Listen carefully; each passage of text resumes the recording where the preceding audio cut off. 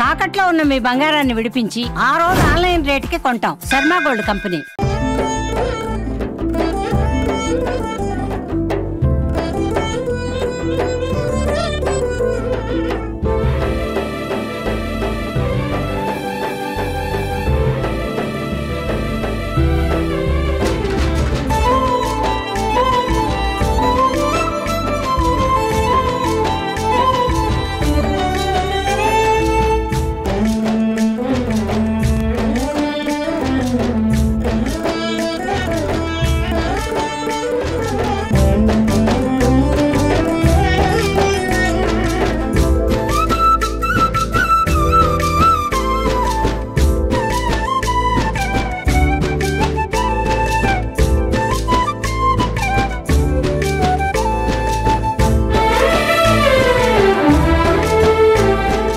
నమస్కారం, welcome to Suman TV. నేను గీతాంజలి. ప్రస్తుతం మనం ఏలూరులో ఉన్నటువంటి ప్రణవపీఠంలో ఉన్నామండి. మనతో పాటు ఉన్నారు త్రిభాషా సహస్రావధాని, ప్రణవపీఠం పీఠాధిపతులు, బహుముఖ ప్రజ్ఞాశాలి, ప్రముఖ ఆధ్యాత్మికవేత్త బ్రహ్మశ్రీ వద్దిపర్తి పద్మాకర్ గురువు గారు. వారితో మాట్లాడి ఎన్నో అమూల్యమైన విషయాలు తెలుసుకుందాం. గురుగారితో మాట్లాడదాం. గురుగారు నమస్కారం అండి. మీ పాదాలకు నా నమస్కారాలు. చాలా సంతోషం మిమ్మల్ని కలవటం. ఎప్పటి నుంచో అనుకుంటూ ఉన్నాం, సందర్భం రావాలి దేనికైనా అని అంటారు. ఇంటర్వ్యూకి అంగీకరించినందుకు ధన్యవాదాలు తెలియజేస్తున్నాము. ఎన్ని పూజలు చేసినా ఎలాంటి ఫలితమూ లేదండి. ఎంత చేస్తున్నామో వీళ్ళు బాగున్నారు, కానీ ఒక్క పూజ చేస్తే మేము ఎన్నేళ్లుగా పూజలు చేస్తున్నా ఎలాంటి ఫలితం ఉండట్లేదు అనేది చాలామంది భావన. అసలు ఆ ఊహతో పూజ చేసినంతకాలం అలాగే ఉంటుంది. మనం ఫలితం కోరుకోకుండా ఫలితం ఇస్తాడు. ఎదిగేవాడండి. నేను ఏనాడు భగవంతుడిని అర్చన చేస్తున్నప్పుడు ఈ పని కోసం చేస్తున్నాను అనుకోలేదు. కానీ చిత్రం, పరమాత్ముడు నా చేత ఇంత పీఠ వ్యవస్థ స్థాపన చేయించాడు. ఎప్పుడైనా ఒక్కనాడైనా మేము ఇప్పుడు ఈ ప్రవచన మండపం కానీ ఇన్ని గుళ్ళు మీరు వచ్చారు చూశారుగా, అమ్మవారి ఆలయాలు, ఇక్కడ సత్యధర్మేశ్వరుడు ఎదురుగుండా కనబడుతున్నాడు, అటు సత్యనారాయణ స్వామి ఆలయం. ఈ ఆలయాలు కడుతున్నప్పుడు భగవంతుడా నా చేత ఈ పని చేయిస్తున్నావు, కట్టించుకుంటావో ఆపుతావో నీ ఇష్టం అని కొబ్బరికాయ కొట్టి పూజ చేయటమే తప్ప ఇక మళ్ళీ మేము పెద్దగా ప్రయత్నం చేయలేదు. అన్నిటికంటే మీరు ఆశ్చర్యపోయేది ఏంటంటే, ఇప్పుడు మనం కూర్చున్న ఈ ప్రాంగణం సత్యధర్మేశ్వర ఆలయం. 7.5 అడుగులు ఎత్తున్నటువంటి స్వామివారి లింగం మీకు ఎదురుగుండా ఇక్కడ కనబడుతుంది. కరోనాలో కట్టింది. ప్రపంచం అంతా స్తంభించిపోయిన సమయంలో ఈ మంటపం నిర్మాణం కేవలం 6 నెలల్లో పూర్తయింది. 6 నెలల్లో. ఇంటి ఇంత మంటపం, అంత శివలింగం. మహానుభావులు హైదరాబాద్లో ఉంటారు, చింతా విశ్వేశ్వరరావు గారు. వారి పేరు చింతా విశ్వేశ్వరరావు గారు. పోలవరం ప్రాజెక్ట్ అది నిర్మాణం చేశారు. శ్రీ కాళహస్తీశ్వర ఆలయానికి గాలిగోపురం మొత్తం ఆయన నిర్మాణం చేసి ఇచ్చారు. ఎక్కడ తన పేరు చెప్పుకోడు ఆయన. చింతా విశ్వేశ్వరరావు గారు అంటే అంత పెద్ద అద్భుతమైన వ్యక్తి. నవయుగ అనుకుంటాను వారిది, కన్స్ట్రక్షన్ అనుకుంటాను. ఈ ఆఫీస్ పేరు పూర్తి నాకు గుర్తు, నవయుగానే గుర్తు, కానీ చింతా విశ్వేశ్వరరావు గారు తెలియని వాళ్ళు ఉండరు. పోలవరం ప్రాజెక్ట్ చేపట్టిన వారు. కాళహస్తీశ్వరుడికి మొత్తం గాలిగోపురం కూలిపోతే మొత్తం తన సొంత ఖర్చుతో చేయించి నా పేరు చెప్పొద్దన్నారు ఆయన. ఆ మహానుభావుడు దీనికి కావలసిన ఎంతో సహకారం చేశారు. ఆ కనపడుతున్న శివలింగాన్ని మా భక్తులు చెన్నైలో ఉంటారు, చాలా గొప్ప వ్యక్తి. ఆయన పేరు శివప్రసాద్ గారు. ఆయన పేరు హరనాథ్ గుప్తా గారి కుమారుడు. ఆయన చెన్నైలో ఉంటూ బలాహా కెమికల్స్ అనే పేరుతో వ్యాపారం, ఇంకా చాలా వ్యాపారాలు ఉన్నాయి. వారు ఆ టైంలో అటువంటి శివలింగాన్ని పంపారు. ఆయన చేసిన సత్కారాలన్నీ నీకు అవలండి. కాశీపీఠం ఆయన నిలబెట్టారు. ఇవన్నీ నేను చెప్పేది ఏంటంటే, అసలు మేమేమి సంకల్పంలో కేవలం ఈ నిర్మాణం చేసుకోదండి అన్నాం. అవన్నీ వచ్చాయి, అయిపోయాయి, ప్రతిష్ఠ అయిపోయి 6 నెలలు అయిపోయింది.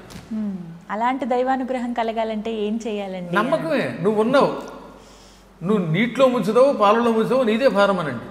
ఫలితం లేదని నిస్పృహ పొందకండి. ఒక్కొక్కరి కర్మయోగం వల్ల తొందరగా ఫలితం వస్తుంది, ఒక్కొక్కరికి ఆలస్యం అవుతుంది, కానీ వచ్చి తీరుతుంది. అవశ్యం అనుభోక్తవ్యం కృతం కర్మ శుభాశుభం. మంచి అయినా చెడ్డైనా చేసింది అనుభవించి తీరతాం. వారి వారి యొక్క పూర్వజన్మ సుకృతాలను బట్టి ఇట్టే అవుతాయి. మీరు ఇంకా ఆశ్చర్యపోతారు. సత్యనారాయణ స్వామి ఆలయం సరిగ్గా విజయదశమి నాడు శంకుస్థాపన చేశాం. 2023లో విజయదశమి నాడు. 24 మాఘ పూర్ణిమ నాడు ప్రతిష్ఠ అయిపోయింది. అంటే ఎన్ని నెలలు పట్టిందంటారు మీరు ఆలోచించండి. ఆశ్వయుజంలో మొదలెడితే కార్తీకం, మార్గశిరం, పుష్యం, మాఘం 4 నెలలు. మానవత్తులు ఊహిస్తాడా? చూశారుగా మీరు వచ్చేటప్పుడు. ప్రతిష్ఠ అయిపోయింది. చాలా త్వరగా అసలు ఎంత అందరూ ఆశ్చర్యపోతారు, ఎలా ఎలా అయిపోతుందో తెలియదు. పోనీ మా దగ్గర ఏం డబ్బులు లేవు, డబ్బు నిలవ ఉండదు, అలాగని కొదవ ఉండదు, అయిపోయాయి. ఒక్క పైసా మా దగ్గర బ్యాలెన్స్ ఉండదు, అలాగని అప్పు ఉండదు. అలా కార్యక్రమాలు అవుతున్నాయంటే వాడి మీద నమ్మకమే. ఎప్పటికైనా పరమాత్ముడు రక్షిస్తాడు, అవ్యాజ కరుణామూర్తి. ఒక్కోసారి కష్టం వచ్చినప్పుడు బాధ కలుగుతుండో. ధర్మరాజే బాధపడ్డాడు. ఏది విరాటపురంలో, ఒకనాడే మును ఆపదలకు విడుమరగాంచి విప్రులం చుట్టల పెట్టుకొని సుఖముండనో పొదుముకో ఈ పాటెందు కలది ఉర్విజనులకు. పాప అజ్ఞాతవాసంలోకి వెళ్లే ముందు అరణ్యవాసం పూర్తయి అజ్ఞాతవాసం చేయాలి కదా, అప్పుడు ఎంతో బాధపడుతూ ధౌమ్యుడు అనే పురోహితుడితో అంటాడు, ఎప్పటికైనా ఈ ఆపదల్లోంచి బయటపడతామా? మా చుట్టాలతో మా కుటుంబంతో ఇంత భోజనం చేస్తామా? మీలాంటి బ్రాహ్మణోత్తములకి సన్మానం చేయగలనా అని ఏడిస్తే, నాయన ప్రపంచంలో అందరికీ కష్టాలు వస్తాయి. సూర్యుడు కూడా ఆవు శరీరంలో దక్కుని అజ్ఞాతవాసం చేశాడు, బలిచక్రవర్తి గాడిద రూపంలో అజ్ఞాతవాసం చేశాడు. ఎంతో మంది కష్టాలు పడ్డారు. ఈ ప్రపంచంలో అందరికీ కష్టాలు వస్తాయి. అప్పుడు ధైర్యంతో నిలబడి భగవంతుడిని పట్టుకో, నీకు శుభం కలుగుతుందన్నాడు.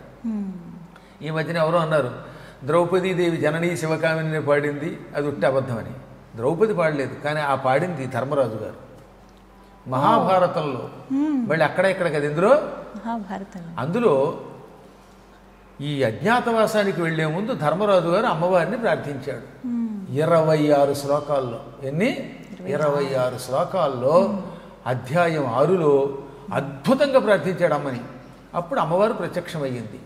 ప్రత్యక్షమై, నేటికి సంవత్సరం తర్వాత నీకు విజయం లభిస్తుంది, నువ్వు రాజు అవుతావు.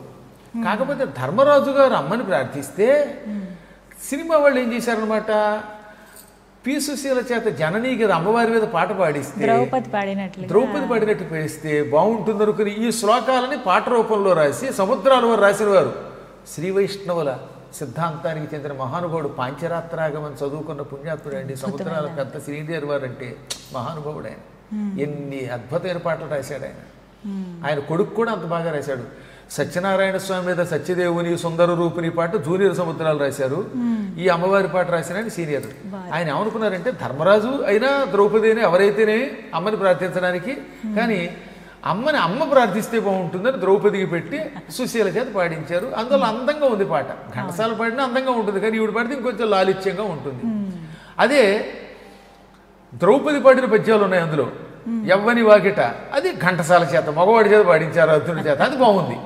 కానీ లేకుండా సృష్టి చేయలే, ఉన్నదే సృష్టి చేశారు వాడు. కాబట్టి ధర్మరాజు గారు అమ్మని ప్రార్థించాడండి. ప్రార్థించబట్టే ఆయనకి అది వచ్చింది.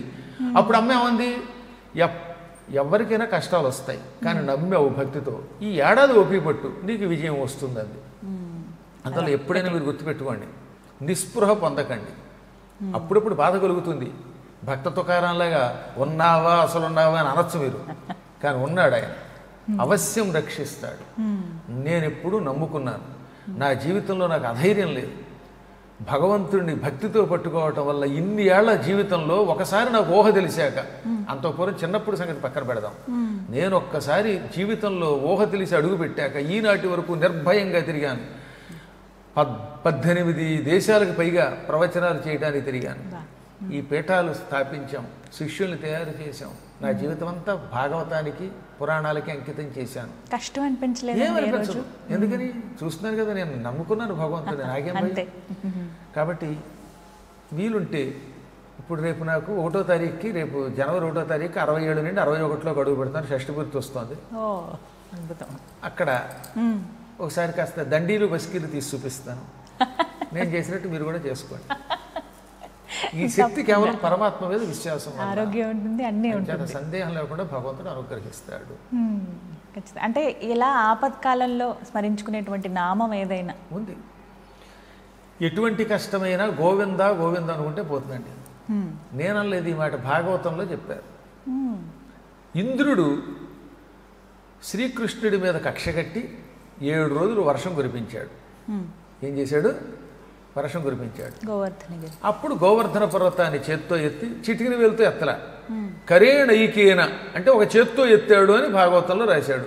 తెలుగులో గోవర్ధన గిరి ఎత్తెం చక్క ఒక్క కేలం లేలం, కుడి చేత్తో ఎత్తాడు, అది కూడా వలకేల దక్షిణహస్తం, సంస్కృతంలో దక్షిణహస్తం కరము 2 సార్లు వాడారు, తెలుగులో 3 సార్లు కూడా చెయ్యని అన్నారు. అది కూడా కుడి చెయ్యి.